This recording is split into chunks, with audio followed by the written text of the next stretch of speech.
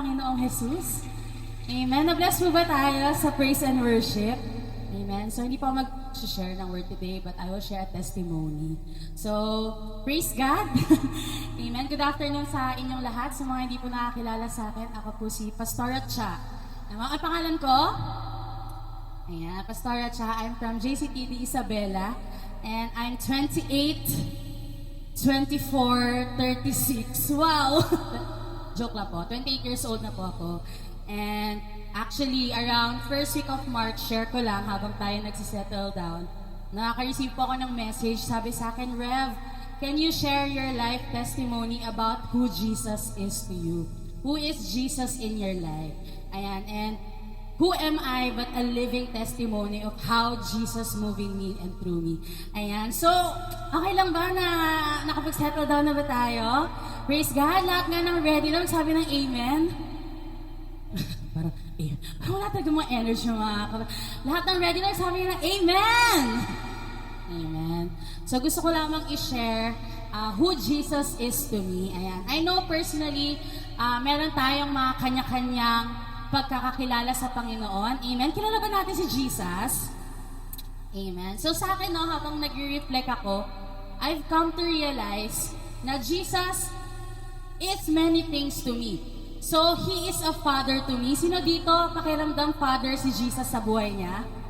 Amen. So, although I love my Papa here on earth, but due to Him mostly overseas, sharing the gospel to the nations, ayan, and I admire my father po sa mga pinakakilala kay Pastor Joey. Ayan, I'm amazed by his obedience and his ministry in the Lord. But as a kid growing up, wala akong father figure.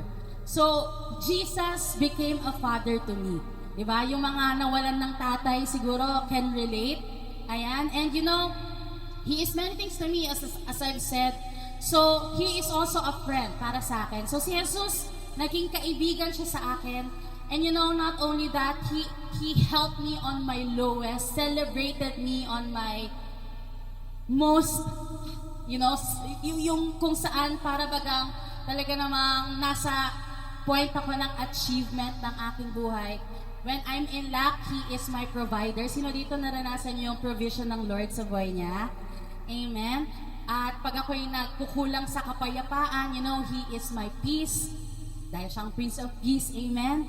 He in every aspect that I lack, He provided. So, sino naka-experience na sa buhay niya na si Jesus nag-provide sa life niya?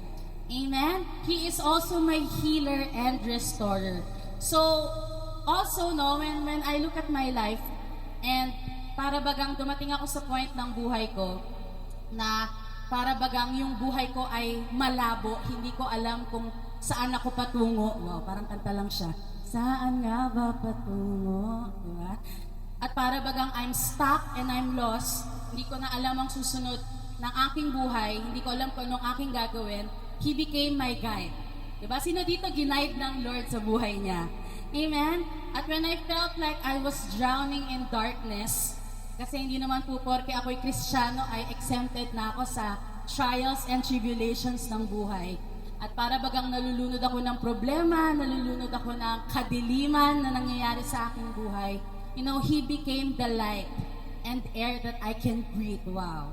Grabe. And again, He is many things to me in which I can talk about all day. But when I look back sa buhay ko, and I read about God's great love through the story of Hosea and his wife, and so, Jesus is to me. Kilala ba natin si Hosea? Hindi pa ako mag-share ng word, but I just want to share this, how it impacted me, how this story really, showed me how much God loved me.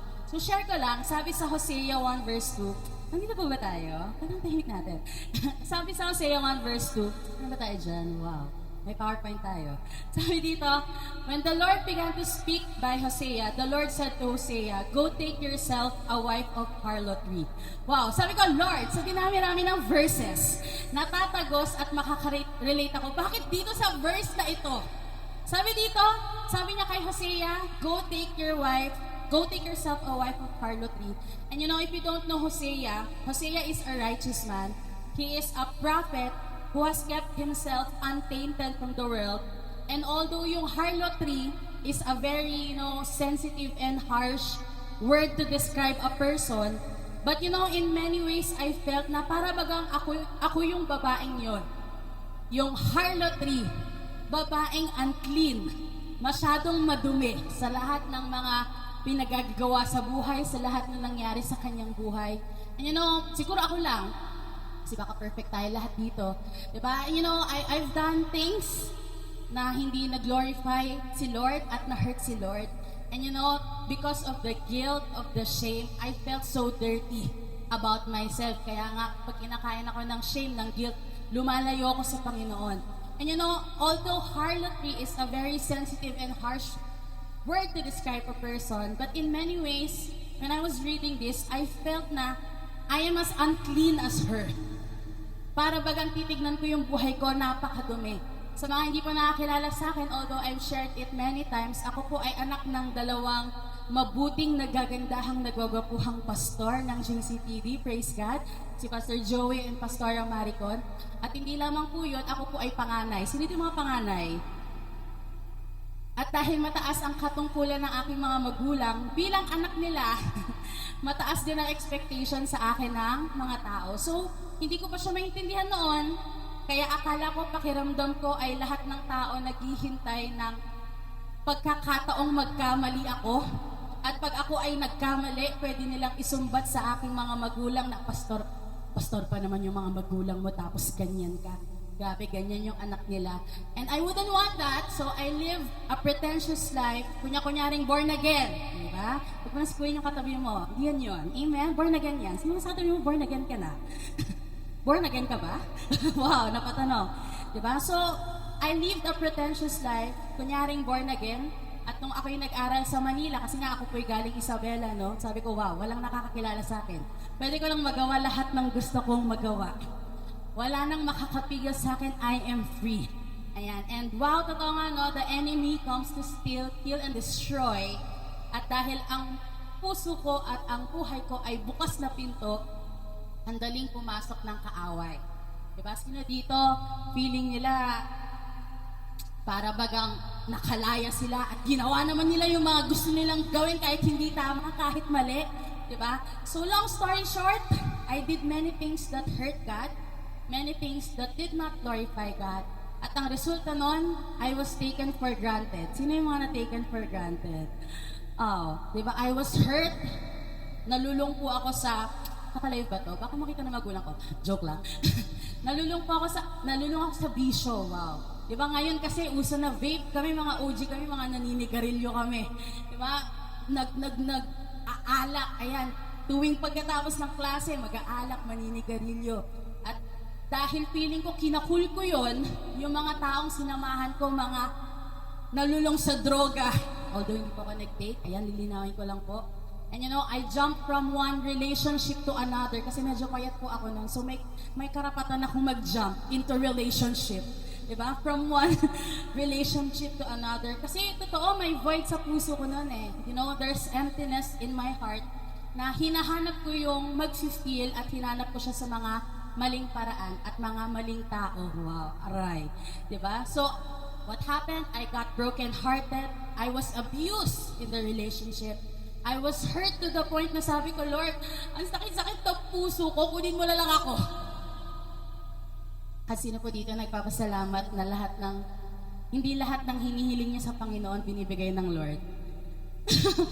Sabi ko, Lord, kunin mo na lang ako kasi ang ano ba nangyayari sa buhay ko? Ang sakit-sakit ng puso ko, you know, it's too much, I cannot anymore. And you know, in the midst of all this, God saw me. Wow.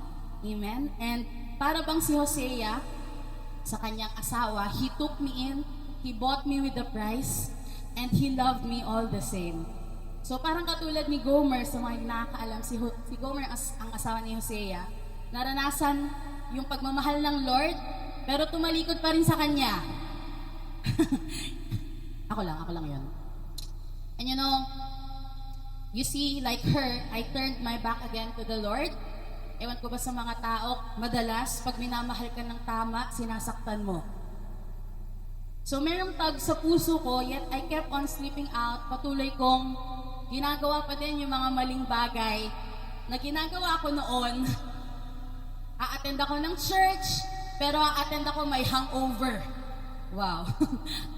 Ewan ko, saan ako kumuha ng lakas. Diba? Ang intention ko sa pag-attend ng church ay para ma-reset. Wow.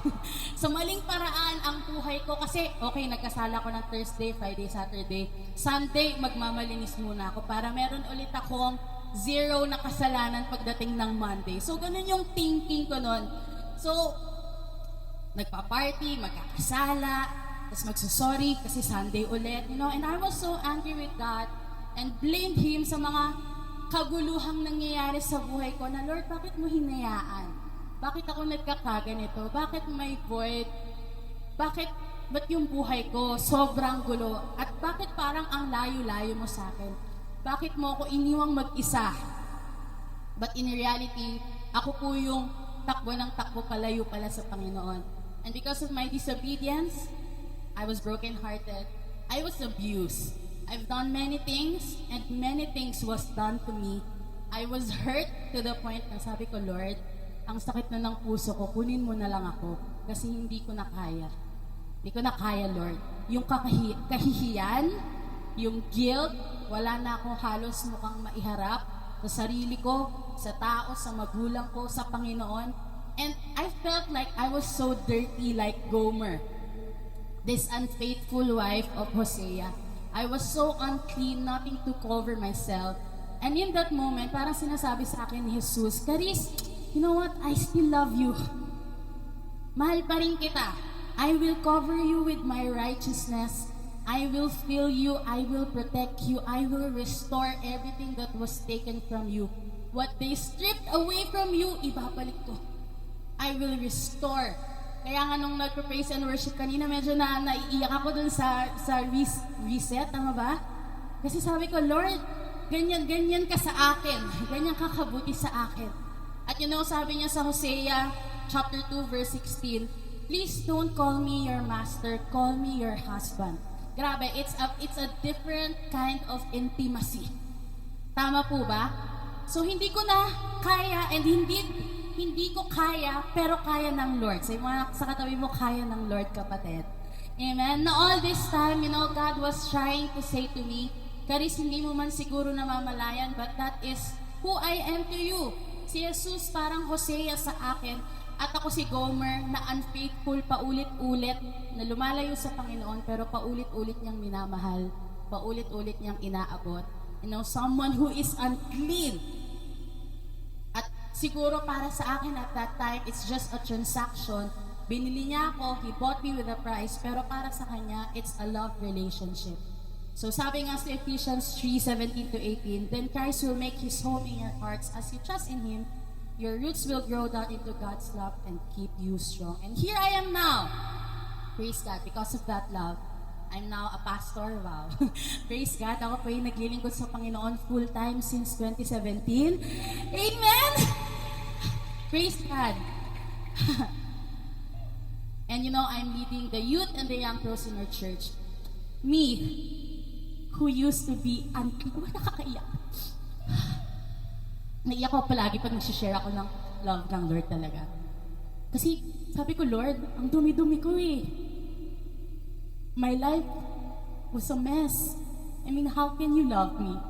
How can you use me? And you know, praise God, amen, mahal tayo ng Panginoon at paulit-ulit niya akong minamahal, paulit-ulit niya akong binabago niya ako araw-araw. Sa mga sakit mo, binabago ka ng Lord araw-araw. Amen? Nireset niya yung magulo kong buhay. Wow, team natin yan. Nireset niya yung magulo kong buhay nung isinuko ko lang sa Kanya ng buong buo. At kung kaya kong baguhin ng Panginoon, kung kaya kong gamitin ng Panginoon, at kung kaya kong mahalin ng Panginoon, kaya niya rin itong gawin sa'yo. Amen? Praise God. Amen? So who is Jesus to me? You know, He is many things. But He showed me His truth. He showed me how He loved me, how valuable I am to Him. He made me understand my identity in Him. He guided me on the right path because He is the way. Amen? And He has given me new life. So who is Jesus to me? He is the truth, the way, and the life. Amen? So praise God. Amen? I hope that you got encouraged. And again, kung kaya akong gamitin, kaya akong mahalin, at kaya kong baguhin ng Panginoon, kaya niya rin gawin sa'yo. Amen? Amen. So praise God. Amen. Ibabato ko na to sa aking friend. Didiretso na ba? Amen. Praise God. Sige, isa mo malakas palakpak sa ating Diyos na buhay.